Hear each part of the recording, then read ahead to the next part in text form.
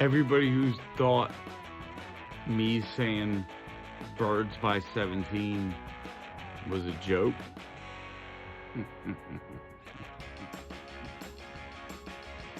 Nah.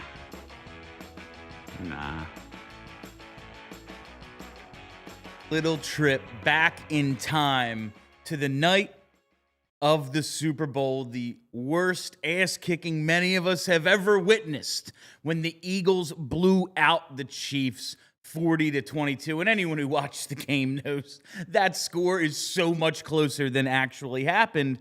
But this week, getting ready for the Chiefs, I really wanted to go back a little bit, because this is kind of our last chance to take maybe some of that victory lap. Because in preparing for this game and seeing predictions of it being close again, it brought me back to where we were last February when the Chiefs were favored. Now, I think it was a slim line. I think it was a 1-point line. But I'll always remember those 2 weeks leading up to the game, and I just thought an Eagles blowout was inevitable. I kept seeing national pundits predict, oh, yeah, Chiefs, and all the betting experts were Chiefs -1. This is it. And I used to work with a guy who I still love, big fan. He's got a great show, Nick Costos. But he's telling me, oh, it's Chiefs -1. And I said, buddy, Eagles +1 and Eagles money line is paying my mortgage.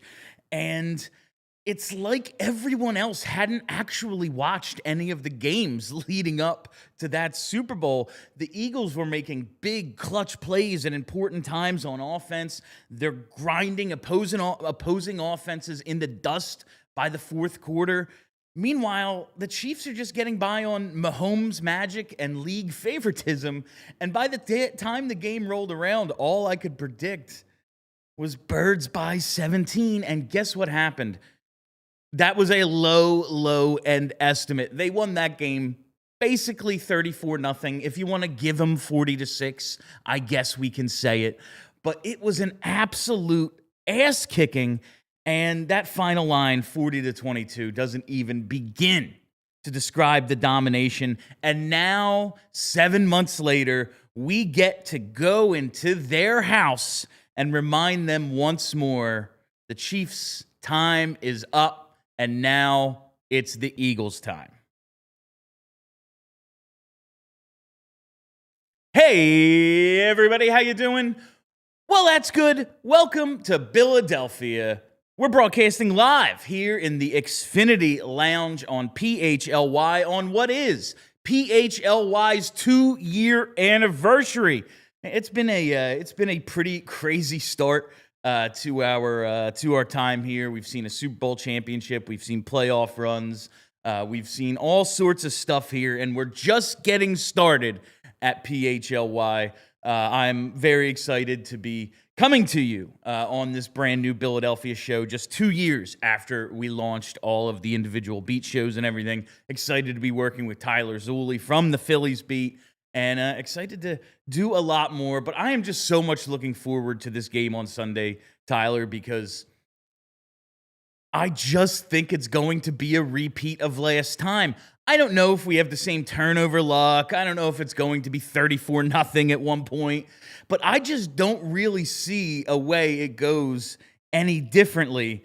And it's fun to think how far the Eagles have come in a short amount of time.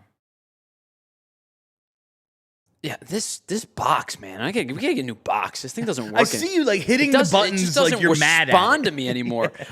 So I will say this: I was not as chesty as you were with that prediction, but I did, the one thing I did say heading into the game was I think there's only one team that can blow the other team out. There's only one team that can win a lopsided affair. If it's close, it probably favors the Chiefs. If it's a blowout, it's the Eagles, and there's no question, because this Chiefs offense isn't good enough to put up that type of points, those types of points against the Eagles defense being the number one defense in the league. This game this week, I think probably we're not looking at that 100% Eagles team that was flying on all cylinders. Like, this is still a really good team, don't get me wrong, and defensively in the first half of the game, like you probably really just needed one stop because your offense was up and down the field. The lightning delay really kind of slogged things to a halt in that game against Dallas on Thursday. But I think when you look at the two teams now, I don't think either of them are playing in week 2, which is expected, the same way that they're expected to play in February of the Super Bowl. So I don't know if I feel as chesty about today's game, even as I did about the Super Bowl, and I didn't feel that way about the Super Bowl. Yeah, I think like there's a few different ways this game could play out, but just the overall, like what these two teams are, I don't think either have changed all that much, and one just absolutely took the belt to the ass of the other in the biggest game of the season. Now, there's all sorts of variables. This Eagles team wasn't necessarily all that disciplined last Thursday. There's always injuries, penalties, things that can change a game, but I just look at what makes up these two teams, and that's why I wanted to go back to my one of my two videos. I'll show you the other one at the end of today's show, which was another celebration video, but I wanted to go back, and yes, Tyler asked me, like, Bill, just how drunk were you in that video?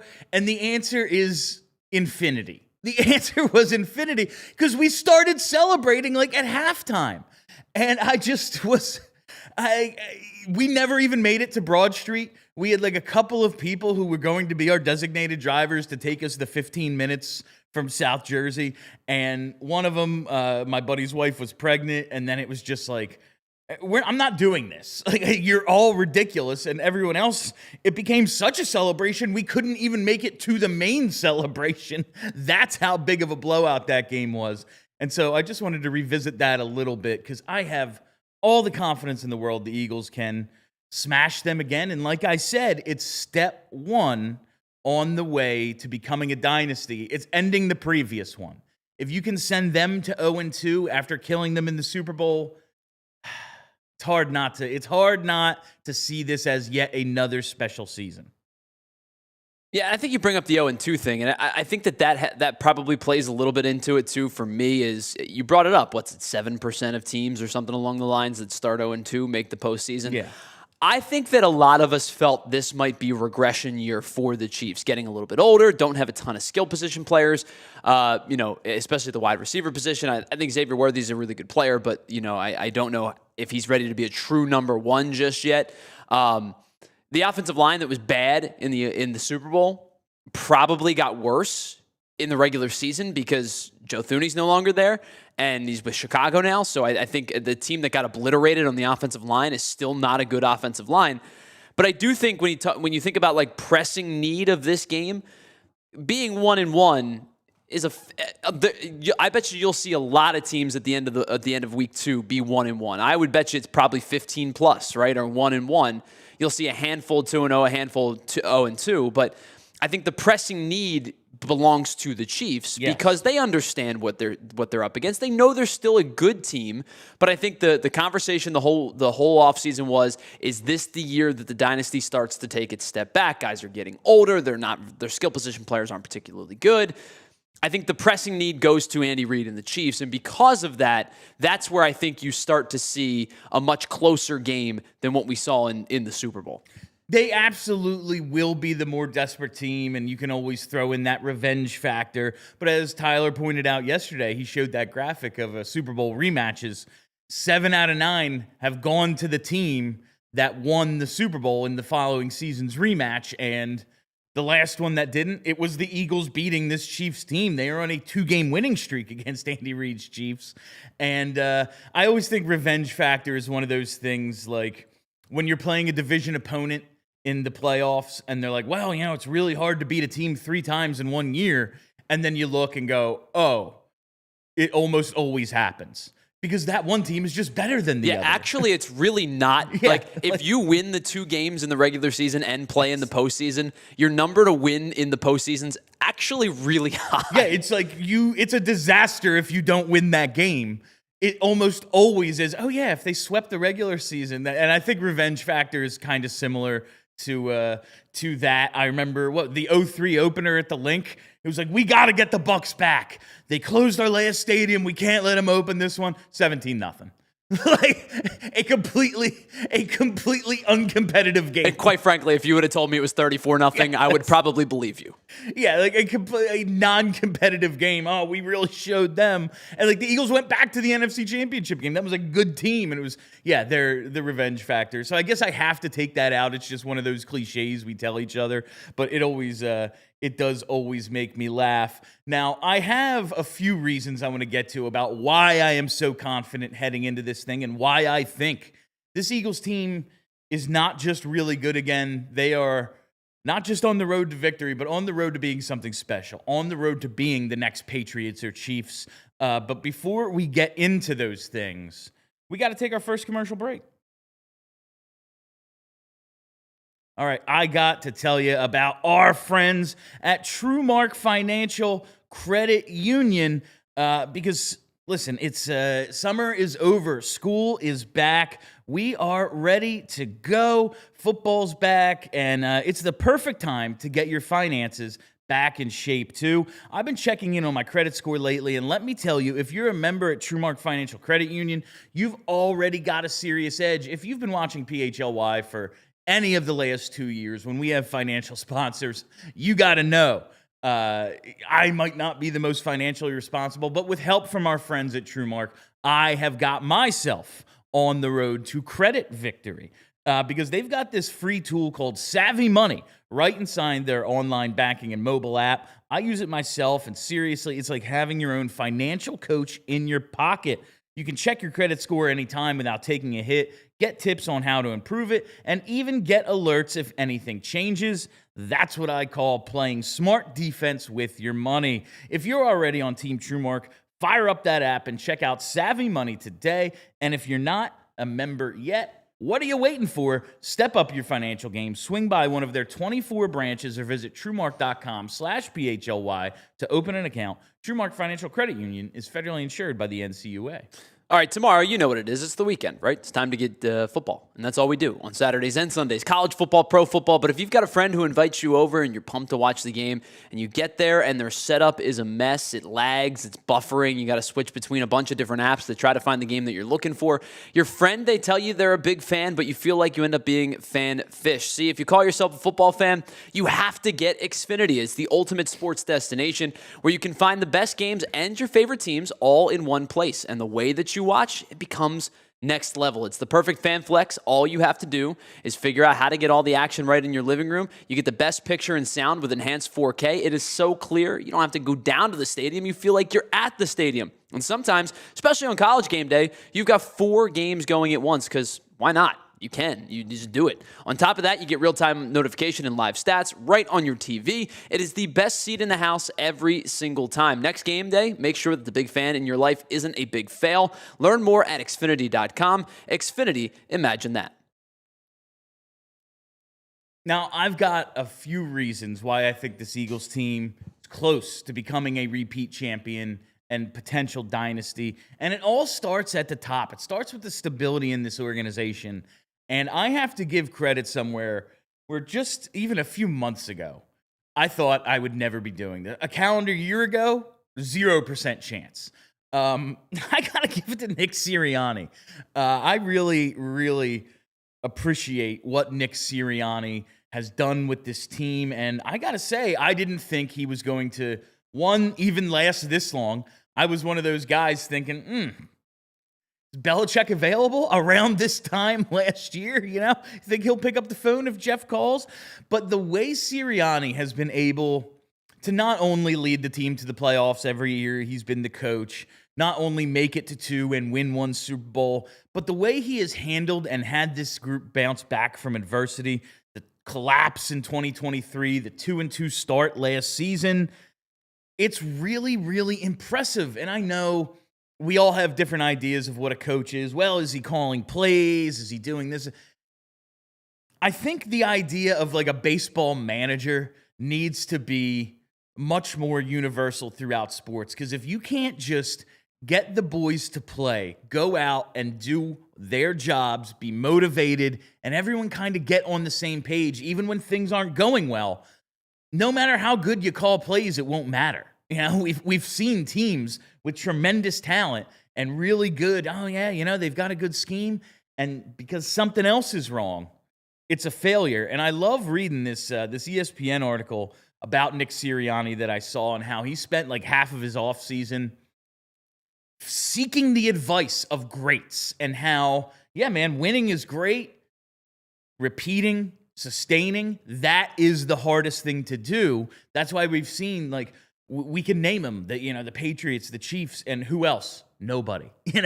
Who else has been able to do this, especially in the salary cap era? It has been really, really difficult to do. And Sirianni has gone out and he's sought the input of Nick Saban, South Carolina women's basketball coach Dawn Staley, Gino Auriemma, who's a big Eagles fan, Olympic gold medalist Michael Johnson. And it's not so much, I remember when Howie went on his little world tour, and it was like, why is he visiting like Manchester United or wherever the hell he was doing? And it was, he's not asking about the X's and O's, man. It's about how do you run an organization of sustained excellence? How do you keep up what you do? How do you get there and stay? And Nick doing kind of the same thing. Maybe it's become a cliche over the years, but this tells me he gets the task. It's not about, all right, man, well, on 3rd and long, these are going to be our go-to plays. Yeah, that's important, certainly. But like Chip Kelly once said, culture over scheme. And I don't think we can argue with the leadership and culture building of Nick Sirianni anymore, and that is clearly the most important thing. I think when the successful head coach has to be able to do one thing extremely well. And that one thing can be different from coach to coach to coach. Like, I don't expect Nick Sirianni to have to be Bill Walsh and come up with the West Coast offense and run that to efficiency. I don't expect him to be an elite defensive mind, because he's not a defensive coach. He played wide receiver. He's an offensive-minded coach. I expect Nick Sirianni to be a rallier of his men, to be the guy that is an open-door policy type of guy, to be the guy that when he says, come to me and we'll figure things out, and even, if you have a boss that says, hey, if you want to come to me and curse me out and tell me what I'm doing wrong, as long as you do it within the construct of like professionalism, we can have that conversation. And I think that that's the one thing that Nick Sirianni has really cultivated with this team is an understanding of his players, is an understanding of the men that he has in the locker room, and an understanding of like, I can get these guys to be successful by allowing them to be them within the construct of our culture that you just brought up. Yeah, and I'm just looking at, like, in the most recent example, the way he's handling this Jalen Carter thing, he realizes the situation he's in, nothing he says is going to be the right thing. Like, he goes out there and calls Jalen Carter a dumbass. Like, what good does that do? He's going to handle it internally because he's seen what can happen when just the smallest spark gets out there. And especially in this town, man, where it's Eagles 24/7. We know the players listen. We know the coaches listen. And it's always something. The handling of this in-house and just pouring cold water on it. Like, it's over. You guys can keep talking about it, but you ain't getting an answer. And that allows the whole locker room to move on. You know, I just think something like that is so important, where he has learned from different locker room situations he's been over the last couple of years where he goes, nope, we're not even going to start with this. I have no comment. These things are handled internally. Yeah, I mean, you think back to his debut season or whatever year, I guess it was his first year, where he was talking about the flowers and potting flowers and allowing them to grow. And I remember being on the air, on the radio at the time, and coming on the day after that and basically saying, you have put yourself in a must-win situation. Because if you say something silly like that, and then your team goes out and loses to the other because it was them and the Lions were both playing some really poor football at the time. It was like you lose to this team that's like 0-9-1 at the time. You pretty much have accepted your fate as a one-and-done type of head coach. Yeah. Where it's like you may not see next season if you say all these silly things and then go out and lose to the winless team. They win that game. They win a whole bunch after that. They make the postseason. They weren't ready to compete with the Bucs. Bucs beat them pretty easily, but it was nice to see that turnaround. Then the following year, it's like, whoa, this is a completely different run team. This is a head coach that has control. This is not the guy we saw in his opening presser who was kind of goofy. This is not the guy who brought up planting flowers to use as a metaphor that didn't feel like it stuck to the majority of Philadelphia fans. This is a team that's run critically and run specifically for a reason, and it's been that way pretty much ever since. The only real blip was they were 2-2. He was screaming at fans and people. That's where you got into the conversation of is this have they reverted back to their old ways? Well, they win 13 of their last 14 games or whatever it is, and then they don't lose again in the postseason, and you squash all of that. I mean, 99% of the time that he's been this team's head coach since that flower planting comment has been run successfully. That's even the year we talk about the 2023 collapse. It's a collapse because they started 10-1. It's a collapse. They still won a vast majority of their games that year, and that's basically the standards. 10 wins is, of course, and that's the standard he set. And there's more stability at the top with Jeffrey and Howie, but we have to hit our second break.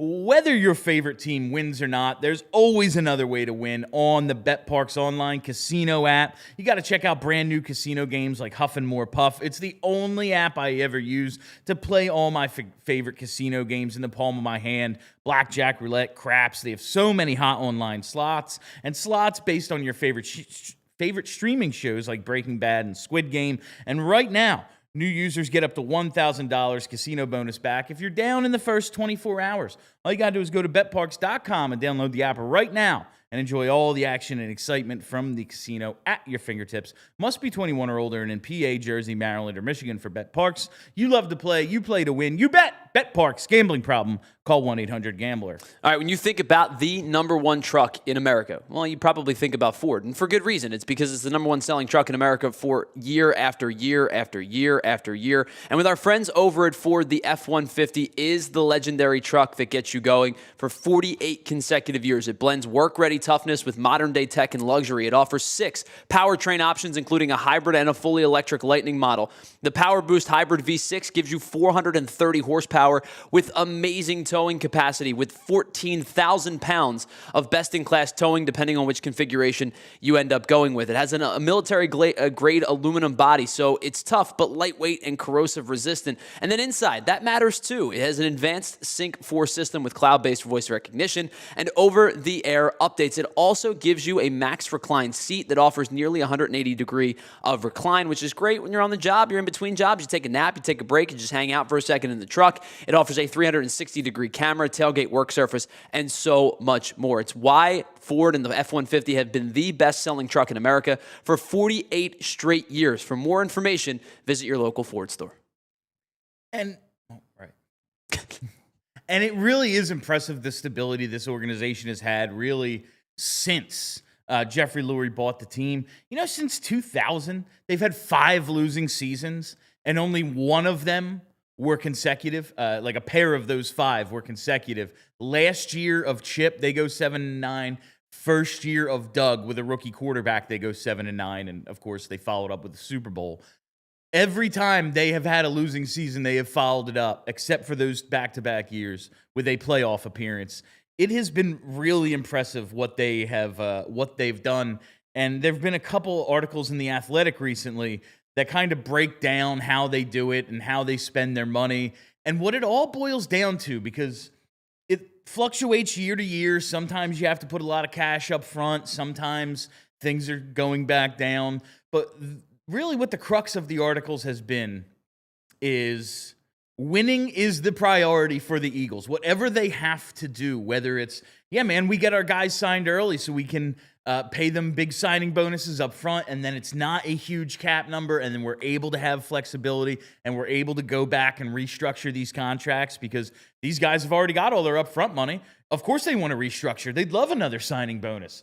It all kind of works, and the priority is winning. When someone gets injured, if they need to go find an injury replacement in free agency, it's never, all right, who's the cheap option? Because if we lose that guy too, at least it won't cost us anything. It's, oh yeah, man, just go get a couple of vested veterans because they're the best players available. It's always the priority being winning, and that's the other part that really excites me about what these next few years for this team could be, is Howie and Jeffrey aren't going anywhere.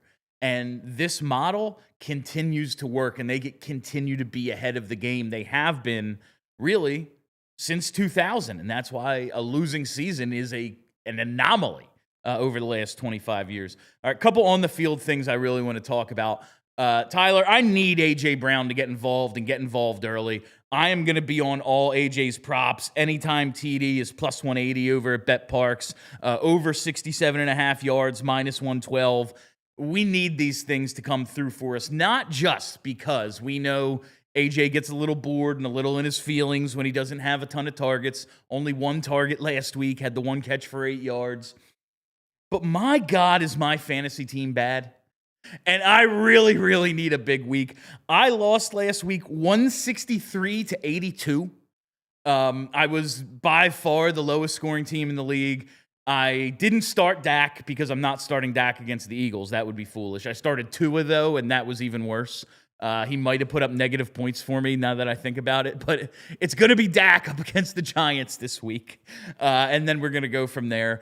But I need A.J. Brown because he was my first-round pick, which was very, very stupid, I realize. But he was my first-round pick, and the thing is, in my league, for every NFC East player you take a shot. So I kind of like to load up. I kind of like to get a few and have a really good time at the draft, but then this is the result. Okay. Well, I will say this. I don't think this is a bad team. I think that, nominally, this is not a bad team. It's just a team that is kind of hinged on a couple of factors that do make it difficult, like with A.J. Brown, when sometimes he doesn't get targeted. Sometimes he is 150 yards, sometimes he is 36. With Tyreek Hill, he's getting a little bit older. His quarterback didn't play particularly well in week one. With Alvin Kamara coming off of an injury. I think if you showed me that team 3 years ago, that team wins the championship. You show me that team now. I don't think that's really the issue. Is it's like the 2019 Pro Bowl. I think you'll be okay. I think A.J. Brown's going to be fine. They're going to get him involved in the pass game. I think Alvin Kamara, just by sheer amount of touches that are necessary, because that Saints offense stinks pretty much with outside of him and Rashid Shaheed. I think you'll be fine. That's a volume play. He's just going to get so many touches. Well, and then the same thing with Dak. Dak's a volume fantasy quarterback. Whether Dak is playing well and his team is playing well, I think you need a team. Sometimes you want a quarterback on a team that isn't very good because then they're just slinging it. Garbage time counts. Right. I don't think your team's as bad as you think. I think your team just had a really bad week. All right. That's reassuring. But I do think we're going to get a big game out of AJ because we know we got to keep the big dog happy. 100%. All right, let's get to our predictions for Sunday, and then I want to hit 3 stars of the week.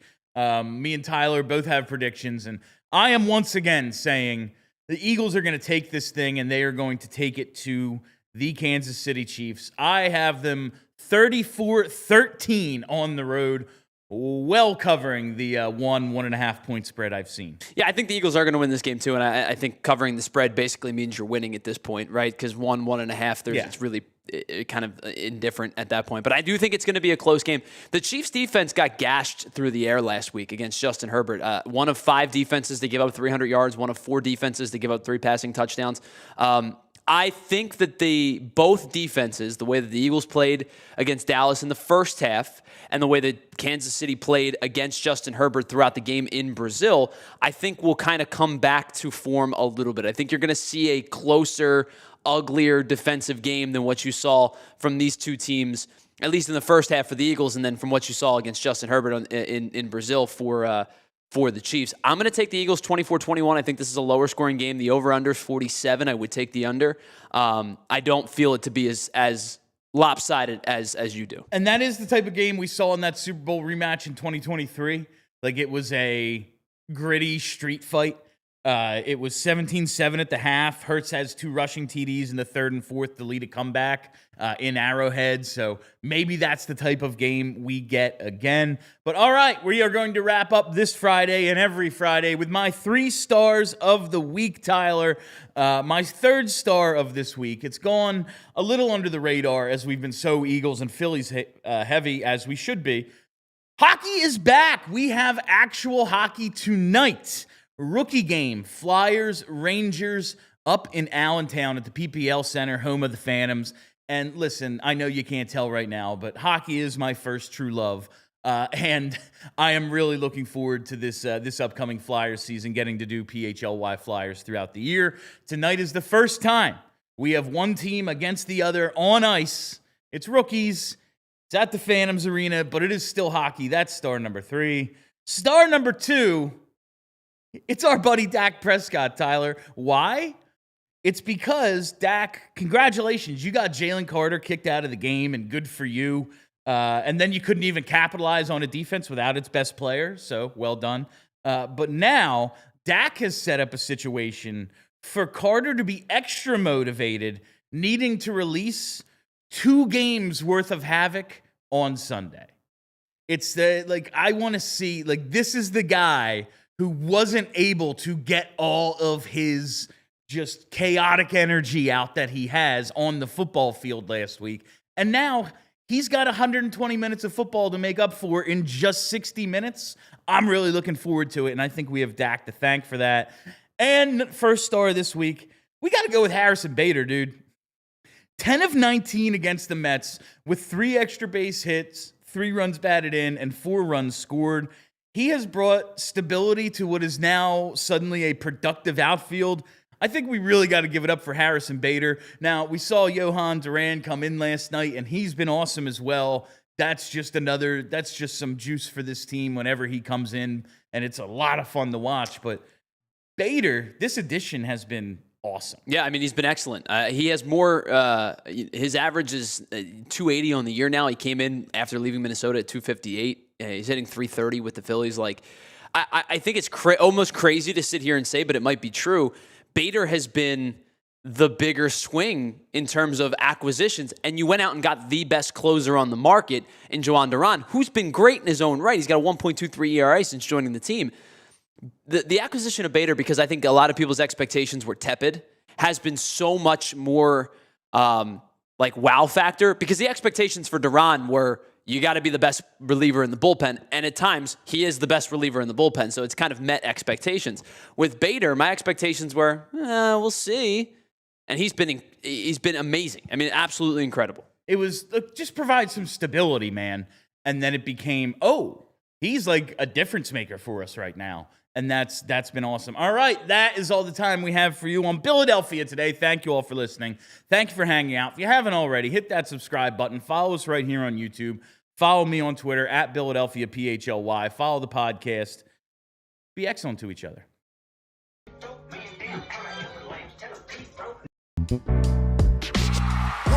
Music all silly like the mayor.